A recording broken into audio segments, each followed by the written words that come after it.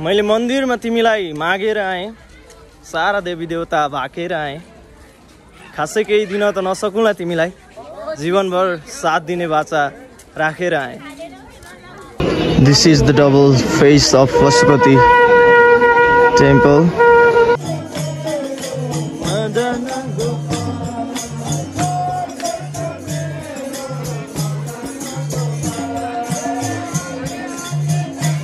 Hello and namaste beautiful people, welcome back to my channel SJN Vlogs.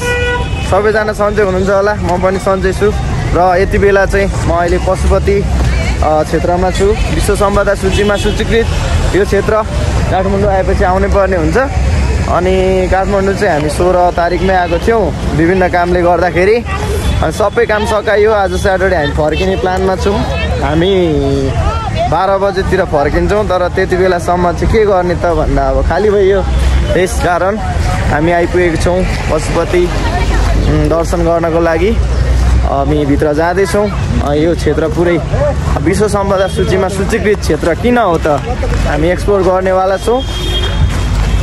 तपाईँहरू सबैजनाले हेरेर साथ दिनुहुनेछ भन्ने आशा गर्दछु र तपाईँहरू सबैलाई अब पशुपति दर्शन गराउन लाँदैछु है त। 16 अप्रिलदेखि नै म काठमाडौँ थिएँ, तर भिडियो चाहिँ गर्न पाइरहेको थिइनँ किन भन्दाखेरि at first I was at LA। म LA मा थिएँ the Duke of Edinburgh award leader ट्रेनिङको लागि। अनि त्यस पछाडि गाइडेड रिडिङको लागि हामी बुकहरू पनि छान्नु पर्ने थियो। गाइडेड रिडिङ कल्चरलाई चाहिँ डेभलप गर्ने हाम्रो मुख्य उद्देश्यका साथ र आज तेस्रो दिन पशुपति दर्शन गर्नको लागि म आइपुगेको छु, किनभने सबै काम सकाइसकिएको छ र यति बेला म पशुपति दर्शन गर्नको लागि छिरिसकेको छु। यहाँको चाहिँ सिनारियो यस्तो देखिन्छ। अब हामी भित्र छिर्नेवाला छौँ। लेट्स सी कस्तो हुन्छ र कस्तो छ इन्टरनल यहाँको सिनारियो। धार्मिक तथा सांस्कृतिक रूपले ऐतिहासिक यस क्षेत्रलाई किन विश्व सम्पदा सूचीमा राखिएको छ भन्ने कुरा हामी एक्सप्लोर गर्न लागिरहेका छौँ। And this is the first time that I am visiting this place, despite of being lots of time here in Kathmandu. आज आउने मौका मिलेको छ। हेरौँ यस क्षेत्रलाई विश्व सम्पदा सूचीमा राख्नुका मुख्य कारणहरू के छन्, ऐतिहासिक महत्त्वका विषयहरू के छन्, हामी सबै एक्सप्लोर गर्नेवाला छौँ। ल यति बेला हामीले चाहिँ पूजा सामग्रीहरू सबै लिइसकेको छौँ। अब हामी दुईजना यति बेला पूजा गर्नको लागि जाँदैछौँ, दर्शन गर्नको लागि। यहाँनिर कहाँ कहाँनिर भिडियो गर्न पाउने नपाउने त्यो मलाई थाहा छैन, मलाई कुर्छ नलाई मिलेर थाहा छैन। त्यही पनि जाने हो। तपाईँहरूलाई म यहाँको सिनारियो देखाउन चाहन्छु। यो महत्त्वपूर्ण क्षेत्र आइरहँदा चाहिँ अनलाइन मार्फत भए पनि तपाईँहरूले पनि दर्शन गर्नुहोस् भन्ने आकाङ्क्षा हो मेरो। ल दर्शनको लागि हामी अगाडि बढिरहेका छौँ। Let's see. शनिबारको दिन छ, बिहानै राम्रो छ। ल यहाँ चाहिँ खुला चेन्ज गर्ने एक खालको बिजनेस पनि चलिरहेको रहेछ। ठिक छ, उहाँहरूको पनि बिजनेस राम्रो चलोस्। आज पाप धुने होइन त बिना? पाप धुने दिन हो आज, पाप धुने।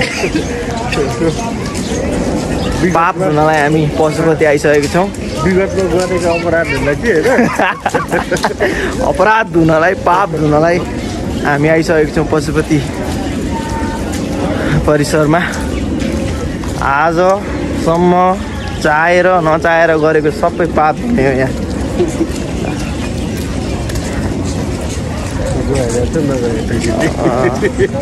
जाओस् भन्ने चाहना हो। ल बिहानै पशुपति दर्शन गर्नेहरूको भिड देख्न सक्छौँ हामी, घुइँचो देख्न सक्छौँ। यो सबै मान्छेहरू पाप गरेर आएको होला है बेनाजु? यी सबै मान्छेहरू पाप गरेर आएको होला नै हो।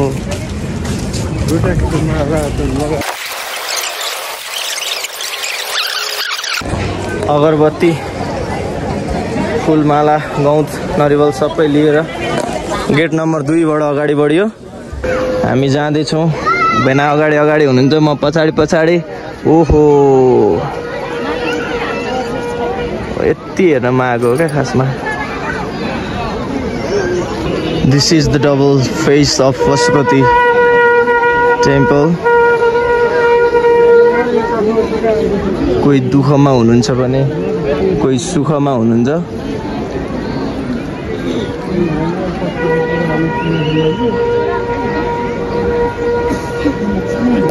उहाँको चिर आत्माले शान्तिको कामना गर्दै हामी अगाडि बढ्दैछौँ।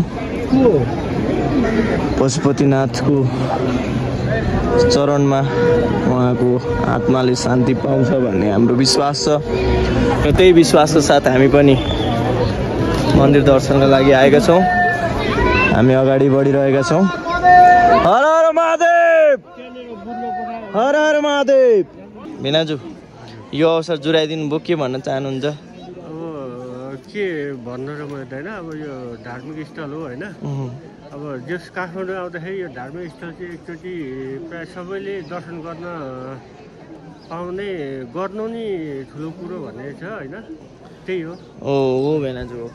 अब भेनाजु र म चाहिँ काम सकाएर निस्केर सातो बाटो बसिरहेको थियौँ। अब म एक्लै भएको भए म त्यहाँ लखर लखर डुलेर बिताउँथेँ होला होइन। भेनाजुसँग हुँदै गर्दा चाहिँ जाउँ न त भन्ने कुरा भयो। हामी दुईजनै आइयो, एकदम खुसी लाग्यो आएर, किनभने यो अवसर जुर्दैन क्या हत्ता धेरैचोटि यहाँ आउँदा पनि। तर पनि यो अवसर मिल्यो, खुसी लागिरहेछ। ल हामी अब लाइनमा छौँ। यता आफ्नै दुनिया छ र पर सशस्त्र दाई। तू मेरे से प्यार करती है कि नहीं, तू मेरे से प्यार करती है कि नहीं भन्दै हुनुहुन्छ। ठिक छ, हामी ल अब चाहिँ ठ्याक्कै मूल मन्दिर को ठाउँ आइपुगेको छौँ। अब यहाँबाट अझै लाइन डह्रो छ। आज शनिबार भएर होला, लाइन डह्रो रहेछ। 1 घन्टा भयो। हामी अगाडि बढ्दैछौँ बिस्तारै बिस्तारै। ल एकदमै रमाइलो छ वातावरण, मनलाई शान्ति मिल्छ। एक दर्शन पाएदेखि जीवन धन्य हुन्थ्यो भन्ने हाम्रो बुझाइ हो। पाप पखाल्ने अन्तिम उपाय भनेको दर्शन, यति हो। ल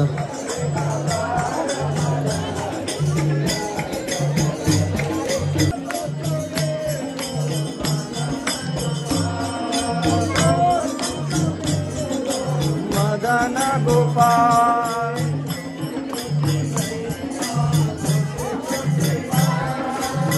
छोटे छोटे छोटे छोटे ग्वाल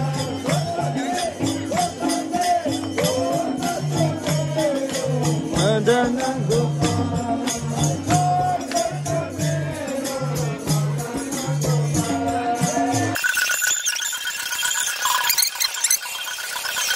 मैले एकचोटि चाहिँ भजन पनि भ्याएर आइसकेँ, तर दर्शन गर्ने पालो आएको छैन। लाइन भित्रै पनि यत्रो देख्न सक्नुहुन्छ तपाईँहरू। अनि तलदेखि नै छ, गेटदेखि नै। ठिक छ, प्रतीक्षाको फल मिठो हुन्छ। पालो आउँदैछ। ल मन्दिरको नियमअनुसार मन्दिरभित्र परिसरमा चाहिँ कहीँ पनि मैले भिडियो बनाइनँ। यद्यपि हामीले दर्शन गरेर आइसकेका छौँ, आफ्नो पाप पखालेर आइसकेका छौँ। वास्तुकला हस्तकलाले भरिएको मनोरम दृश्यहरू हामीले हेरेर आयौँ। अत्यन्तै महत्त्वपूर्ण ठाउँ लाग्यो। आशा छ तपाईँहरूलाई यो दृश्य मन परेको छ। यति भन्दै यो भिडियोलाई लाइक, कमेन्ट र सेयर गर्न नभुल्नुहोला। म अर्को ब्लगमा हजुरहरूसँग फेरि भेट्ने बाचाका साथ छुटिन चाहन्छु। Thank you so much.